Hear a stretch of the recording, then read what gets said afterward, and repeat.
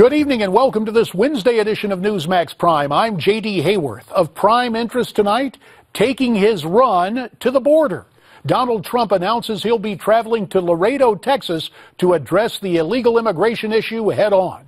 Miranda Kahn joins us now with more from the Newsmax Prime newsroom. Miranda? J.D. Trump will arrive tomorrow afternoon in Laredo, Texas, tour the border area and address the media there. Then later in the day, Trump will visit the members of the local law enforcement community, including Border Patrol, ICE, and more. Now, during his speech at the rally yesterday in South Carolina, he spoke about illegal immigration and what he thinks needs to be done in border states like Texas and Arizona. I want people to come into the country, but they have to do it through the legal process.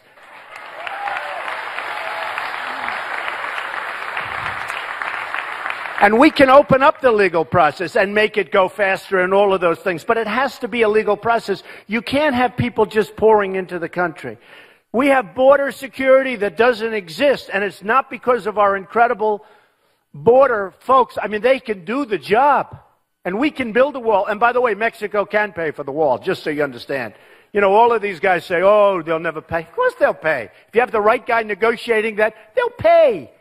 As for tomorrow's visit to the border, Trump tweeted out, quote, "We'll be seeing some really brave people. Look forward to a big day."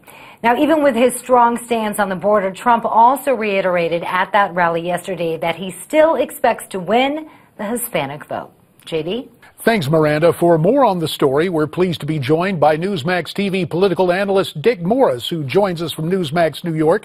Dick is the co-author of Power Grab, Obama's dangerous plan for a one-party nation. Dick, again, thanks for your time on Newsmax Prime. And it appears Donald Trump is trying to bring his campaign back to the issue of border security and illegal immigration and refocus it away from that clash of personalities with John McCain. Well, clash of personalities is a good way to put it. He really put his foot in it there. And you know, the problem is that when your candidacy is based on telling one bold, strong, outrageous truth after another, it becomes hard to come up with them every day. And at some point you're going to say something which, while partially true, really rubs people the wrong way, and I think he did.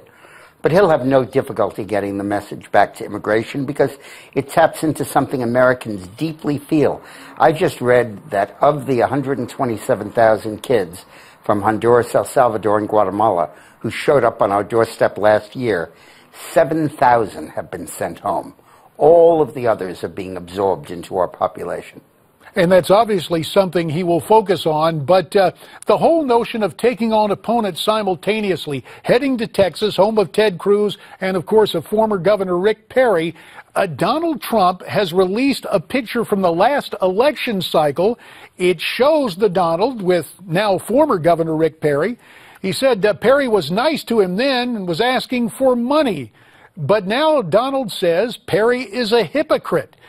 Is this a wise political move to indulge in these kind of personal attacks or observations? Well, he's taking on the marginal figures in the race. I don't think anybody gives Perry much of a chance these days.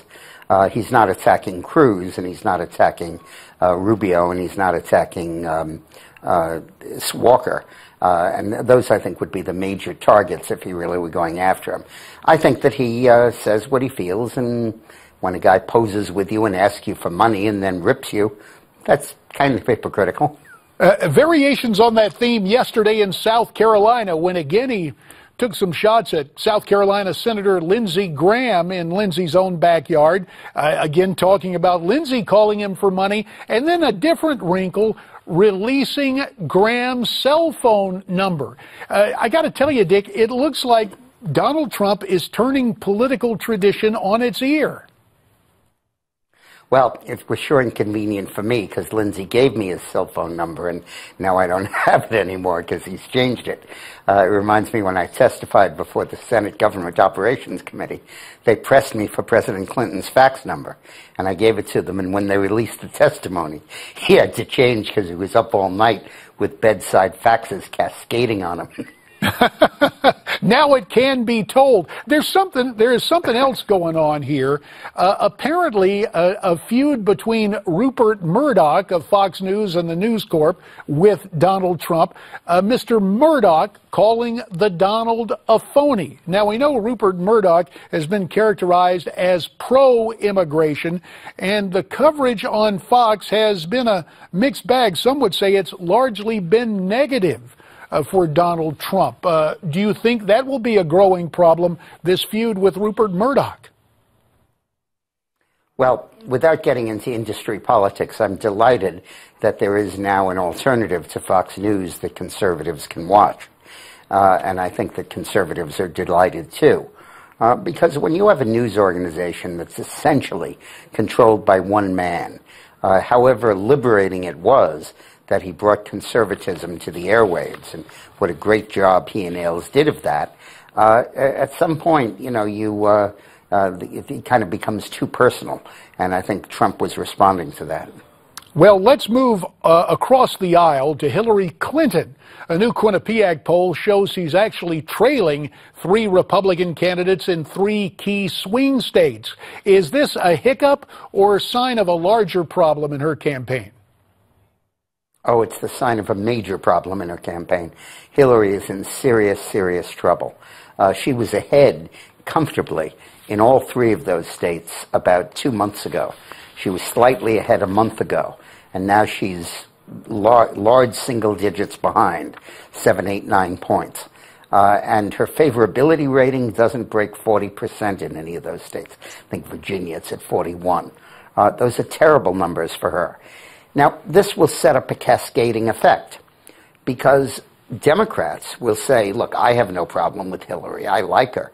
But my God, I look at those numbers in swing states, and maybe we need to find ourselves a better candidate.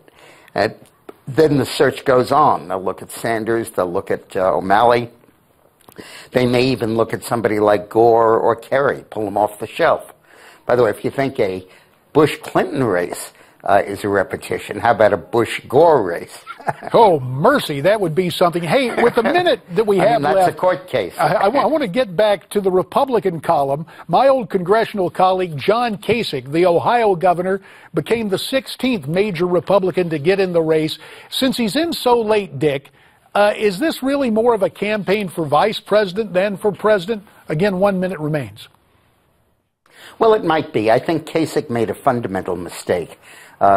Good idea for getting reelected governor, bad idea for running for president, when he accepted the Obamacare expansion of the Medicaid mandate, which put Ohio in a major debt that will become worse and worse as the federal subsidy diminishes.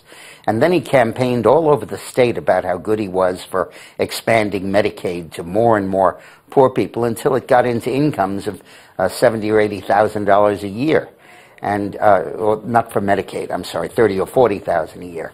And that became very controversial in Ohio, and I think it's going to be devil Kasich on the campaign trail. And we will have to leave it right there. Dick, we thank you for your time. Be sure to get your copy of the best-selling book by Dick Morris, Power Grab, by visiting the website powergrab411.com. Still to come, former New York Governor George Pataki is also running for president.